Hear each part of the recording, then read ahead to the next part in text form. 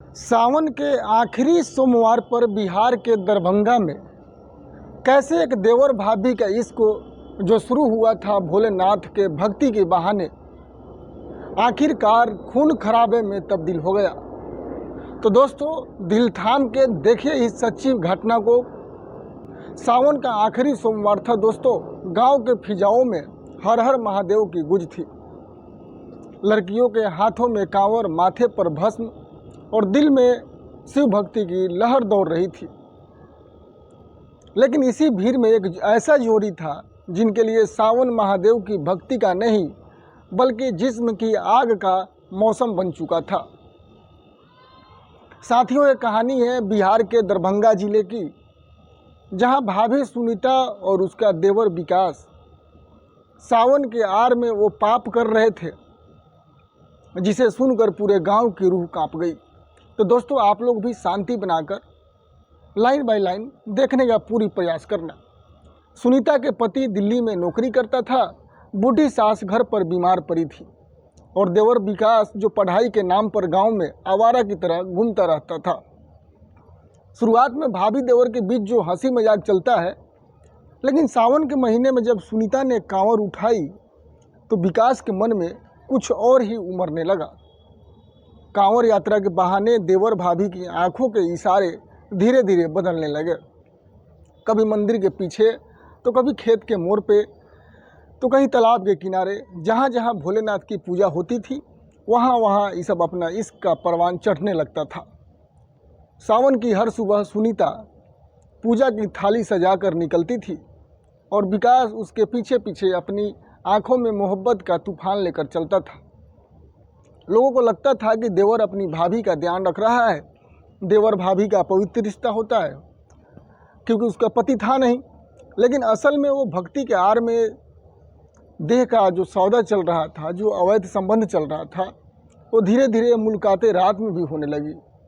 पूरा गांव सोता था और दोनों खेत में अपने इश्क की रातें जगाते थे। सुनीता को फर्क नहीं पड़ा कि लोग क्या कह रहे हैं। उसकी आंखों में अब सिर्फ उसका देवर विकास था और विकास के लिए भाभी इश्क का वो पागलपन थी जो रिश्ते की मर्यादाओं को रोध रोध कर भी आगे बढ़ना चाहता था। लेकिन कहते हैं ना दोस्तों, पाप कभी नहीं छुपता है। कहावत है चोरी और छीन रही 100 दिन साध के तो एक दिन चोर के। गांव के एक ही लड़का था जिसका नाम था रमेश। वो सुनीता पर नज़र रखता था क्योंकि सुनीता का जो रहन सहन ठीक उसको नहीं लग रहा था। रमेश खुद भी सुनीता को पसंद करता था, लेकिन सुनीता ने उसकी कभी कदर ही नहीं की, मतलब भाव वाव नहीं देती थी। सावन की एक रात जब पूरा गांव शिव की आरती में झूमा हुआ था तो रमेश ने दोनों को मंदिर के पीछे देखा। नगन अवस्था में अवैध संबंध बनाते हुए पकड़ लेता है। देखते ही रमेश का खून उठता है और उसी वक्त उसने पास में जो डंडा पड़ा होता है, डंडा उठाया और विकास के ताबड़तोड़ शरीर पे हमला करने लग गया। सुनीता चिखती रही कि बचाओ मेरे, लेकिन रमेश ने विकास की गर्दन पर एक दराती होता है उसी से वार कर दिया और उसी एक खेत के मिट्टी के खून को लाल हो गई। दोस्तों गांव में ये सब बात सनसनी की तरह बवाल मच गया। आनंद फानंद में पुलिस बुलाया गया। सुनीता से पूछताछ करवाई गई और वहीं पर सुनीता ने अपने पाप को, जो अवैध संबंध था, उसको कबूल किया और कहा कि साहब, मैंने सावन में भोलेनाथ की पूजा के बहाने अपने देवर से इश्क लड़ाती थी क्योंकि मेरा पति बाहर रहता था और उसी पाप ने मेरे सामने विकास की जान ले ली। दोस्तों जैसे ये सुना पूरा गांव सुनीता को कोस रहा था। सावन की वो पूजा जो पवित्र मानी जाती है वही इस बार पाप में बदल गई थी।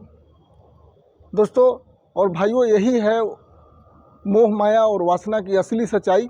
जब इंसान भक्ति की आड़ में वासना का खेल खेलता है ना, तो उसका अंजाम ही कुछ ऐसा होता है और ऐसा खौफनाक अंजाम हुआ है जो जान से जाना पड़ा। तो दोस्तों ऐसे ही सच्ची घटनाओं को लेकर मैं अभय आप लोगों के सामने रोज आता हूँ। अगर आप भी ऐसी कहानियाँ की सच्चाई जानना चाहते हैं ना, तो हमारे चैनल क्राइम आप तक को बिना देर किए सब्सक्राइब कर लीजिए, क्योंकि हमारे इस चैनल के माध्यम से आपको तरह तरह के न्यूज़, तरह तरह के स्टोरी जो हमारे समाज में चल रहा है, सब कुछ दिखाई देती है। तो दोस्तों आप हमारे चैनल को सब्सक्राइब करके बेल आइकन को ज़रूर दबाएं, ताकि अगली बार जब मैं किसी अवैध संबंध की परतें खोलूँ तो सबसे पहले आपके फ़ोन पर पहुँचेगा। तो दोस्तों आज की कहानी कैसी लगी, इस सावन की पावन धरती पर जो ये देवर भाभी का पापी रिश्ता था, तो आप अपने राय हिसाब से कमेंट बॉक्स में राय दीजिए।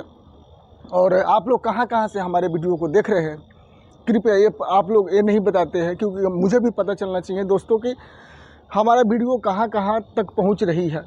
उत्तर प्रदेश, नेपाल, बिहार, दिल्ली, राजस्थान, कमेंट में ज़रूर बताइएगा आप लोग। दोस्तों ऐसे ही हमारे वीडियो में शुरू से अंत तक आप लोग बने रहिएगा। फिर मिलते हैं दोस्तों एक और नई कहानी के साथ। जब तक के लिए दोस्तों नमस्ते, प्रणाम।